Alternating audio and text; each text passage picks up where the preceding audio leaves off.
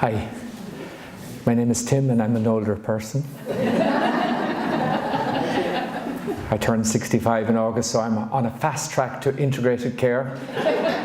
And I just want to tell you, I just had such an encouraging morning listening to you, all of you guys today. We're in such good hands. This is a great time to be an older person in Ireland.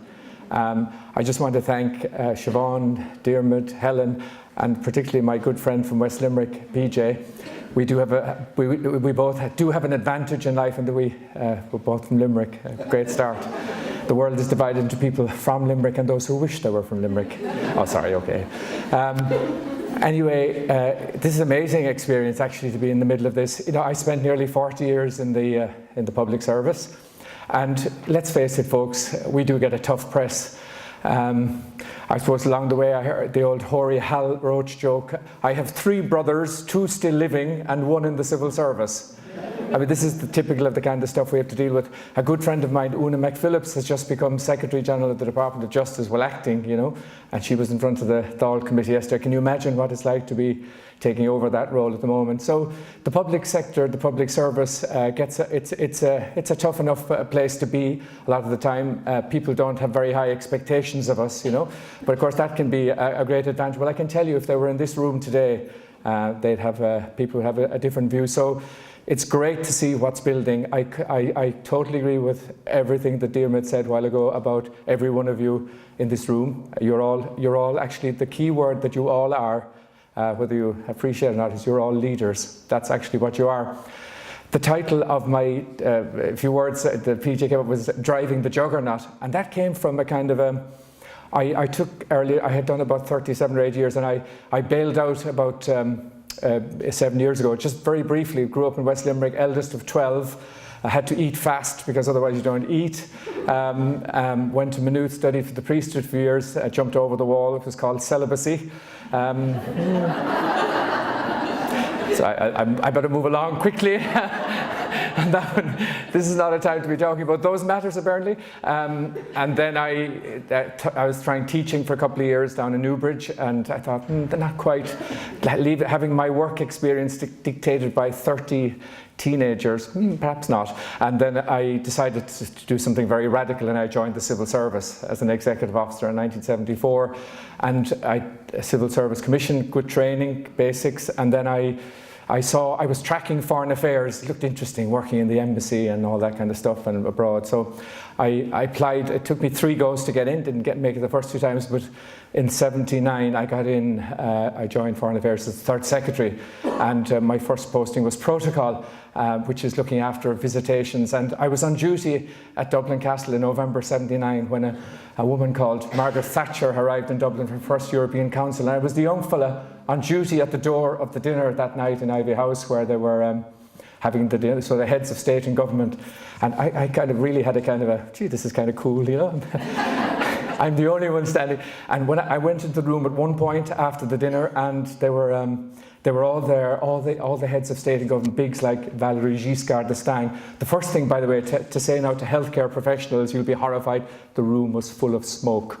They were all smoking, and Valéry Giscard was there with a big gold vase like that, sitting back, and there was only one voice, and it was Margaret, and she was looking for her money back. And that was November '79, and that was called the beginning of Brexit. So I have my own take on Brexit, which is long time coming, and I suppose in some kind of a way you'd be wondering why our beloved neighbours ever joined at all. But sorry, PJ asked me to stay away from politics.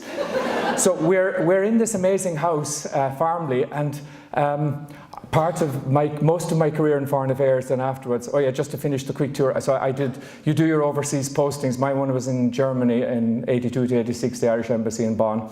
And then in '86 I came back, and that ubiquitous person, the head of HR, says, and now your next assignment is Northern Ireland. So I was based in Ivy House in Dublin, looking at, and that was the start of my working on Northern Ireland in 1986.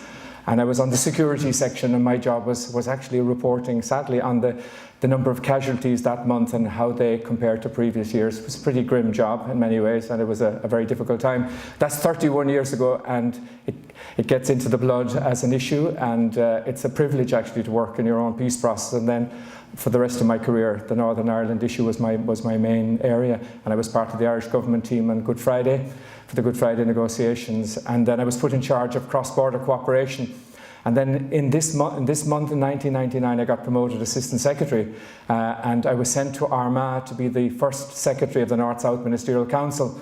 And on the 13th of December, which is I think next Tuesday, 18 years ago, we had our first meeting of the North-South Ministerial Council in Armagh. I don't know if you remember that, you're all a bit too young probably to remember that, but it was called the Mercedes kind of thing, because all the Irish cabinet arrived in convoy, and they snaked up the driveway into Armagh, into the building where the council meeting was in their Mercedes, and apparently that was a bad impression. They were talking about mafia weddings and mafia funerals, and whoever thought up of that idea. But anyway, we started from there, and over the next number of years, I worked there, and then in 2005, I was appointed Consul General in New York, which I did for 2 years. And then I was made Secretary General to the President, Mary McAleese. So I worked across the road here for 3 years as Secretary General to the President. And I took early retirement 7 years ago doing other things.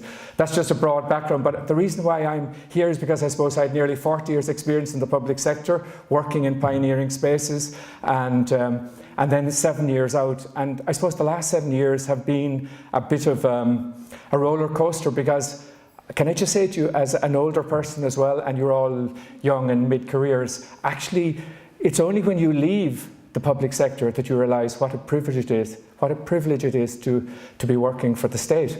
And in this historic house, we're coming up to 100 years of statehood. Obviously, at the moment, we're in the decade of centenaries. And anybody who chooses to go to work for the state, is defined actually by what happened 100 years ago when we took a very different direction and pathway. And I never lose consciousness of that. And I'm now reporting back to you what it's like, to have worked for the state for nearly 40 years and then not work for the state anymore. I'm now going to be in need of counselling, actually. So, but seriously, it is actually a huge. It's a huge shock, actually, to no longer have the power that all of you have today. And I suppose part of why I'm here is I'm trying to be a missionary now in another kind of way, because I'm a huge advocate for the public service, and I want to say back in every opportunity I have, please remember, you drive a juggernaut.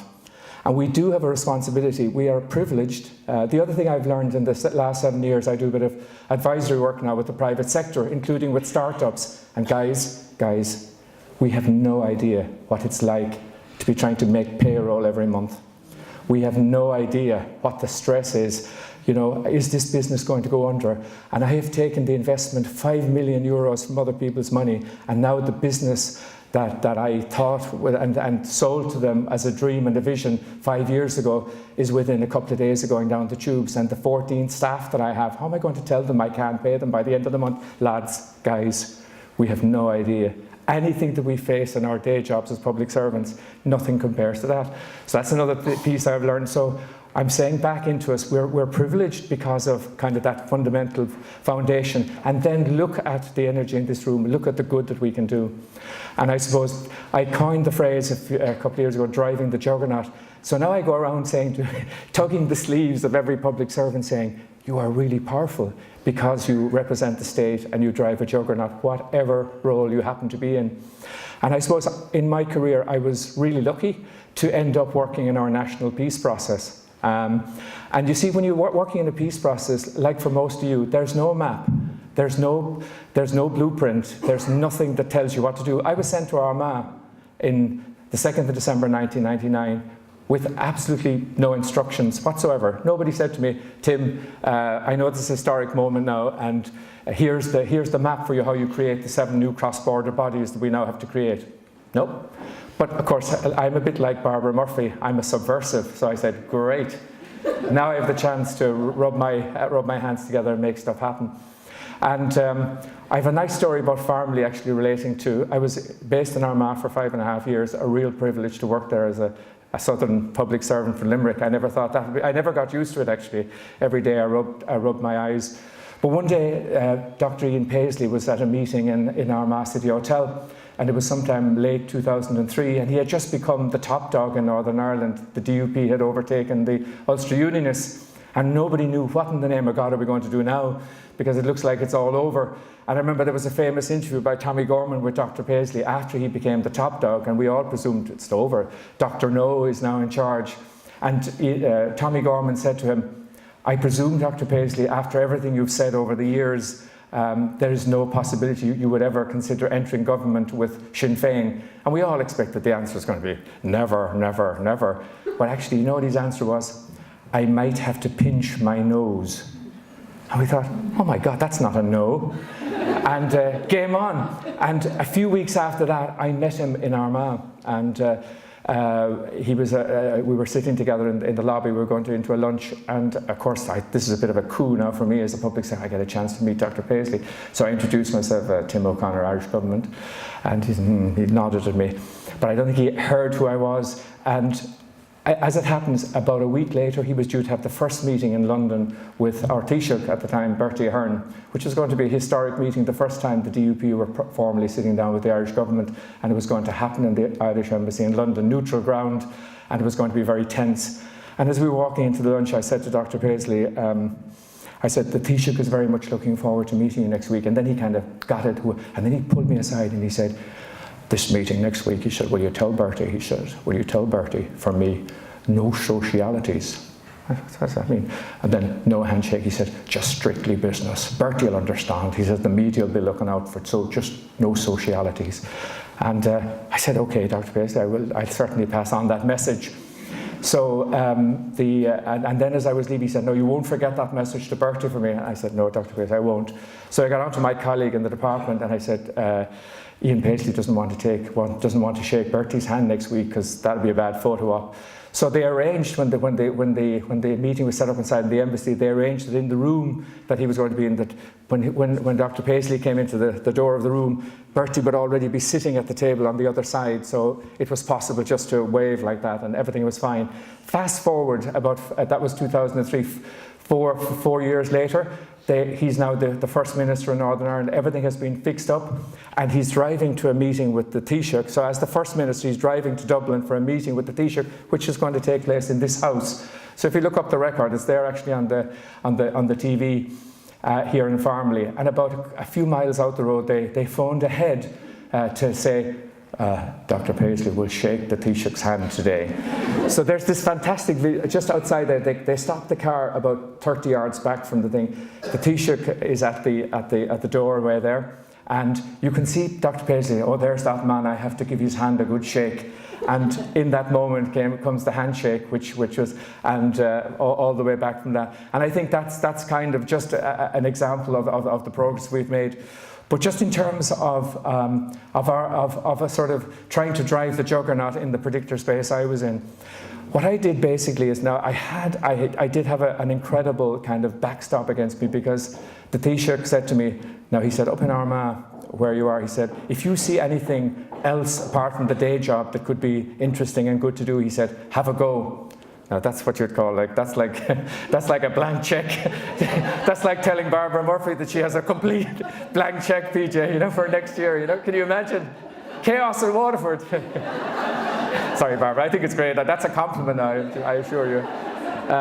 So basically I did, and I essentially, so I'm reporting back to you from the field then that if you actually feel that you have full license to roam as a public servant, now of course, it's true at this stage I was in a senior leadership position, but at different stages along my career as well, I did try to play heads up rugby, as we say, and I don't quite totally understand why. I suppose it was probably got to do with the same kind of missionary zeal that I feel in this room. And I was talking to Louise Collins down there. I can hear that right throughout this room there are people who are really looking at the core, which is about, in your case, it's about the patient. It's at the end of the day, this is about what the good, and you actually are genuinely like, that's what's throbbing every day.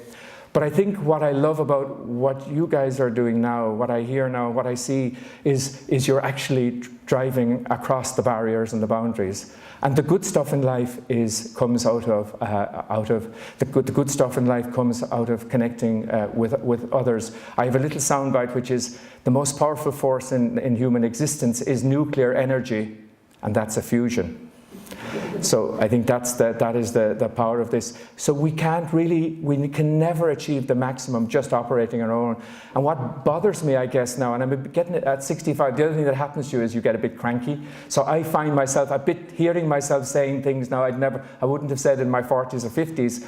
I'm actually I lose my rag a bit more because the time is running out, and I think we're missing out, I think, on the real power of what we can do if we're only operating inside our own silos. Now, silos are not bad, actually, not all bad, because, silo implies a focus. And that's what, we don't want to lose the focus of what we do, but it's about bridging the silos, I think, really, rather than breaking them down completely, because we don't want to lose the focus of what you're good at and the core of what you do. And I think that what I love about what I'm hearing here in this room, and I'm learning, and I'm trying to see this as a lab, is actually how do you do integration? Because I think there are three things necessary to get a good outcome across. And the first is the right vision. The second is leadership committed to that vision. And the third thing then is the capacity to be able to execute it. And it's the third one that bothers me in terms of how we're set up.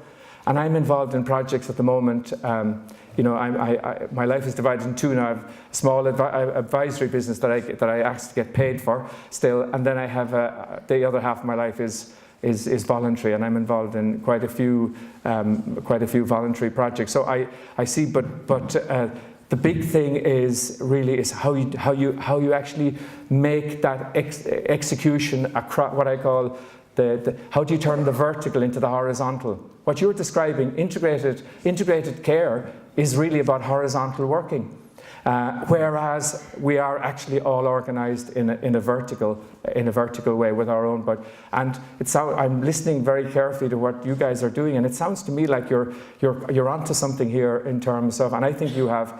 What you're working up here now is a model for right across the board. We haven't the luxury anymore in this big world, which is very complex. As a small country, Mary McAleese, who was a wonderful boss to work with, she had a great saying, which was, "An te tá beag ní falor do ve glick." The thing that is small better be smart. And I think in this big world, a small country, we have to be really smart about how we do how we work in the world, but also how we work here. And as we come to the state at 100, we should be thinking about, what's it about? What is it about to have our independence? What does it mean to be an independent state? What do we want to do with the next century? Are we doing the right thing for our people? And we're living longer. A good thing for me. I mean, do you know what? Back in the day, the first census of the new state was 1926. Do you know what the average life expectancy under that census in 1926? The average life expectancy was 57 of the new state. So that's the lifetime of this state. So I'd be long gone. So I think that people are living, so there's another piece, people are living longer. I'm beneficiary of that myself, hopefully. I mean, I'm still trying to live a full-on life, and I hope, I don't know how many years more I have, but that there's another piece, by the way, of the equation. How do we do that older people, while absolutely you're at the sharp end of it, at the care end of it, but there's another sort of cohort of older persons like me, who are older persons, but we're still hopefully in good health and trying to contribute. And actually, can I tell you, systemically, it's against us, really. There's no CAO for retirees. There's no CAO for retirees. So when you retire, it's a cliff. You're on your own. So it's the equivalent of if we said to all secondary students once they do the leaving, good luck now, folks, off you go, find your way, and so that's the deficit for the state. And there's a very interesting project in Limerick called ISACS, Irish Smart Age Exchange. I presume you know about it. Anne Connolly came out of she was the CEO of the Age Friendly Network. But this is looking at that whole sort of space as well. So Ireland, I think, has the chance to be a pioneering space, and very interesting to hear about Australia as well from Nicola. But what you guys are doing, I think is just could be powerful for the world as well. One other project that PJ mentioned that I was involved with was The Gathering. So when I was in New York as Consul General in 2005, 2007, one of my big epiphanies was this incredible power of our diaspora, and everywhere you turn in New York, it's Irish, and I felt we weren't connecting to that in a kind of way. So that's another one of my passions, how do we connect to our people? And we're kind of cut off from our people. We don't actually appreciate the extraordinary impact that immigration has had and our experience of immigration. Do you know the percentage of the world that's immigrant today? What percentage of the world is immigrant today? Do you think? I know the answer. The answer is 3%. 97% of the world lives in the country in which they were born. So our experience is just way off the scale in terms of that. And that has a huge impact that we probably don't think that much about, maybe because we can't. And I heard a great phrase from a Limerick sociologist, another Limerick expert. Did I mention I'm from Limerick? PJ from Limerick as well. No, but anyway, Dr. Liam Ryan, and he said, are you ready for this one now, guys? This is a bit of a deep one, so I have to say it twice. Immigration is a mirror in which the Irish nation can always see its true face. Immigration is a mirror in which the Irish nation can always see its true face. I've been trying to actually unpack that one ever since I heard it, but I think it means that we're two sides of the same coin. And neither side can actually fully define ourselves without reference to the other. And I'm a big fan of JFK, who died 54 years ago last month, and he was an extraordinary figure. But they say that his visit to Ireland in a few months before he died, his nephew said afterwards that they were the 4 happiest days of his life, actually, which is a very powerful thing to say. But he said another thing, and in those 4 days, JFK came to himself. Now, came to himself. In other words, there was a kind of a piece of JFK missing until he made that visit as president in 1963. I think there's something profound. But if there was a piece missing for him, maybe there's a piece missing for us as well in all of that space. So the gathering was a kind of an experiment, was my laboratory. And when we were starting off, we didn't know that this thing was going to be mad. It was going to flop or what, And Gabriel Byrne, who's a good friend of mine from New York, went into a studio and said, the gathering is a sham and a shakedown because the people of Ireland don't really care a damn about it. And he had a point, but a bit awkward for me as the chairman. Thank you, Gabriel. I love you too. So now he's a really good buddy, so I said, okay, so I went out then, and they said, I thought he was your friend. He is my friend. So my line was, guys, you ready? No, this is foreign affairs training. Well, of course, what Gabriel? I was interviewed about it. So I said, well, first of all, I worked closely with Gabriel in New York, so I saw the dedication that he has to this relationship between Ireland and the diaspora. So we have to listen carefully to what he has to say. And secondly, what I would see was happening there is Gabriel has started a conversation, a very important conversation. And I think we have to listen to that, and we see the gathering as an opportunity to do that. Now, I wouldn't agree with everything he said, of course, but I think he's making an important point that we need to listen to. And then I said to Gabriel, that's how I was saying it. Yeah, that's very good. Yeah, excellent. So we made our peace. But anyway, off we go. And do you know what the key to the gathering was? It was the town halls beforehand. In the summer and autumn of 2012, we had about 70 town hall meetings around the country, to which 10,000 people came. And at those town hall meetings, we explained to people, and I went to the one in the Woodlands Hotel in Adair. These were public meetings, no idea how many people were going to come, and about 220 people came to that one that night in September 2012. And the buzz that was in that room was a bit like this, and we knew then at the end of that, people knew what they want, how they could do a gathering if they wanted to. And we used the local authority services, and I think, like yourselves, you're the state on the ground, close to the kitchens, and I think that was a key piece of it as well. And by the time we were finished, there were over 5,000 gatherings, and it was incredibly powerful. We did, of course, we had to do one ourselves in our family because I said, I'm the national chairman, we better do something. So I got one of my brothers to do it. And we had about 140 people at the core dinner of our gathering in Temple Clanton, in the Devon Inn, in August 2013. And cousins came from America that I never knew or vaguely heard of. And they were a set of siblings who were the grandchildren of my grandfather's brother. So they were like, their grandfather and my grandfather were brothers, not too far removed, I guess.